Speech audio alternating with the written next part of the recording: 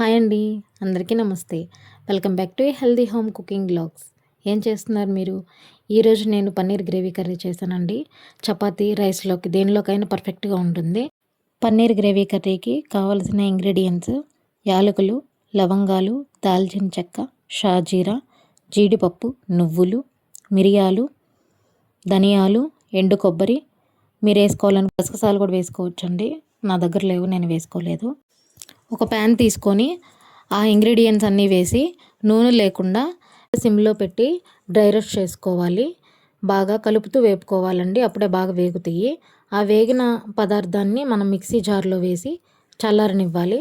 తర్వాత పన్నీర్ తీసుకొని వాటిని చిన్న చిన్న క్యూబ్స్గా కట్ చేసుకొని పక్కన పెట్టుకోవాలి.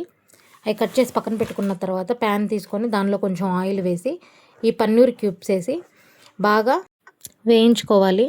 అవి వేగేటప్పుడు వాటిలో కొంచెం ఉప్పు, కారం, పసుపు వేసి బాగా వేపుకోవాలి. ఆ వేపుకున్న పదార్థాలని తీసి పక్కన పెట్టుకోవాలి. ప్యాన్ తీసుకొని దానిలో కొంచెం ఆయిల్ వేసి మనం ముందుగా కట్ చేసుకున్నటువంటి ఉల్లిపాయలను వేసి దాంతో పాటుగా కొంచెం ఉప్పు వేసి బాగా కలుపుకొని మూత పెట్టి మగ్గించుకోవాలి. అవి మగ్గేలోపు మనం టమోటాలు తీసుకొని చిన్న చిన్న ముక్కలుగా కట్ చేసి పక్కన పెట్టుకుందాము. అవి ఉల్లిపాయలు మగ్గేలోపు ఈలోపు మనం చల్లార పెట్టినటువంటి మసాలాని బాగా పేస్ట్ చేసుకోవాలి. ముందు పొడిగా చేసుకొని తర్వాత కొంచెం వాటర్ వేసి బాగా స్మూత్ పేస్ట్ లాగా చేసుకోవాలి.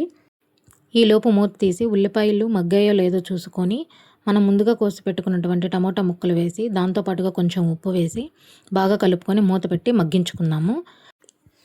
ఒక 5 నిమిషాల తర్వాత మూత తీసి టమోటాలు మగ్గినాయో లేదో చూసుకొని ఒకసారి కలుపుకొని దానిలో కొంచెం అల్లం వెల్లుల్లి పేస్ట్, పసుపు, ఉప్పు, కారం వేసి బాగా కలుపుకోవాలి. కలుపుకొని మళ్ళీ మూత పెట్టి ఒక 5 నిమిషాలు మగ్గించుకుందాం.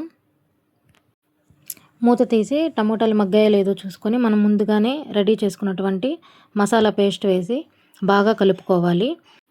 మీకు కావాల్సిన గ్రేవీని బట్టి మీరు వాటర్ యాడ్ చేసుకోవాలి. నేనైతే వాటర్ యాడ్ చేసుకున్నాను, నాకు గ్రేవీ ఎక్కువగా కావాలి. మేము చపాతీలోకి, రైస్లోకి తింటాం కాబట్టి మేము కొంచెం వాటర్ ఎక్కువ వేసుకున్నామండి. మీరు కావాలంటే వాటర్ కొంచెం కూడా వేసుకోవచ్చు. మేము ఎక్కువ వేసుకున్నాము. వాటర్ వేసుకొని బాగా కలుపుకొని మూత పెట్టి బాగా మగ్గించుకోవాలి. ఆయిల్ పైకి తేలేదాకా బాగా మగ్గించుకోవాలి.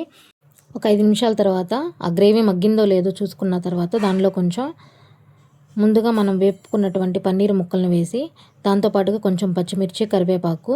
నేను చెప్పాను కదండి, మాకు పిల్లలు ఉన్నారు, అందుకని నేను పచ్చిమిర్చి లాస్ట్లో వేస్తాను. ముందు వేస్తే అవి నూనెలో వేగి బాగా మంట వస్తుంది, అందుకని నేను లాస్ట్లో వేస్తాను. కరివేపాకు కూడా నేను కర్రీ అవే ముందు వేస్తాను. ఫ్లేవర్ కూడా బాగుంటుంది, మీరు ఒకసారి ట్రై చేయండి.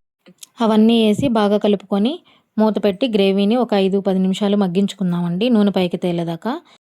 మూత తీసి గ్రేవీ మగ్గిందో లేదో చూసుకొని దానిలో మనం సన్నగా తరిగిన కొత్తిమీర వేసుకొని దించేసుకోవటమే, అంతేనండి. వేడి వేడి పన్నీర్ గ్రేవీ కర్రీ రెడీ అయిపోయినట్టే. ప్లీజ్ ఇలాగే సపోర్ట్ చేస్తూ ఉండండి. సబ్స్క్రైబ్ చేయండి, లైక్ చేయండి, షేర్ చేయండి, కామెంట్ చేయండి. Thank you for watching this video.